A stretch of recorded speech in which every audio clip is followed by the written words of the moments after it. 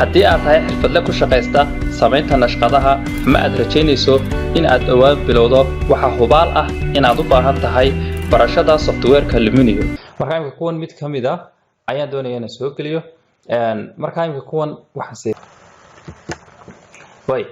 markuu sidaa kuugu soo dhigo waxa isweydiin lahaa hadaba sidee loo dhaqdhaqaajiyaa halkan programkan markaad ka shaqeynaysid imika waad soo gelisay marka waxaan doonayaa tusaale ahaan oo kale inaan san idhaahdo softwareka Luminio waa software ay badiba isticmaalaan shirkadaha iyo shakhsiyaadka ku shaqeysta samaynta nashqadaha.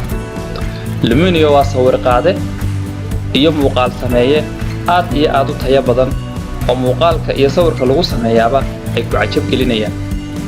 haddaba Cafe Online ayaa markii ugu horeysay idin diyaarisay kooraskan oo ku baxaya luqadda Soomaaliga isla markaana lagu qaadanayo qaab online ah. Koorsadan marka aad dhamayso waxaad awood u yeelan doontaa in aad samayso muuqaal dhammaystiran oo soo jiidasho leh.